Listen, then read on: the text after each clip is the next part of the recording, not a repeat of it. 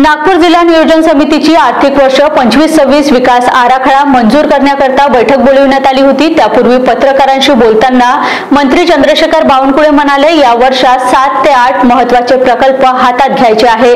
Central gel, स्थलांतर, agro convention centre, गाव तिथे स्मशानभूमी अशा प्रश्नांना न्याय देणार आहे।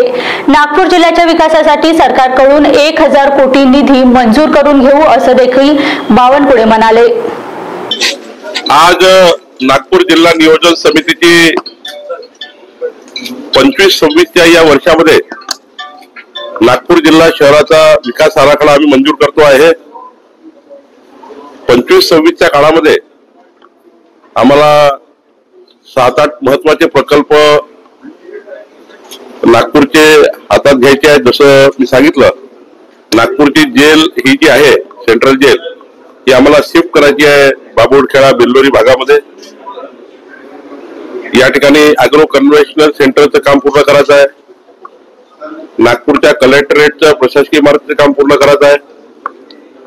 ग्रामीण भागातल्या आदिवासी भागातल्या पारधी वाड्यापाड्यामध्ये ज्या मूलभूत सुविधा उपलब्ध करायच्या आहे, मोठ्या प्रमाणावर ॲग्रोस्टॅक आणि पीक विमा योजनेच्या माध्यमातून शेतकऱ्यांना न्याय मिळवून द्यायचा आहे।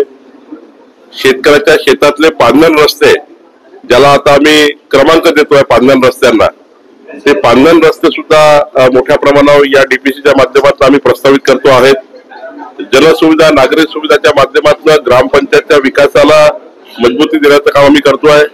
गाव तेथे स्मशानभूमी हाही महत्वाचा विषय या ठिकाणी राहणार आहे।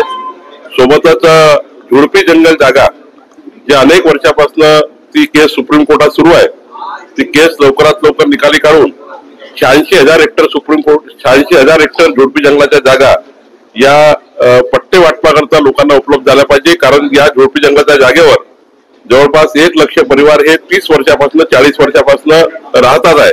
त्यांचाही प्रश्न निकाली काढायचा आहे। अनेक प्रश्न आहेत, जवळपास 48 विभाग आहेत, बीपीसीचे 48 विभाग आहेत।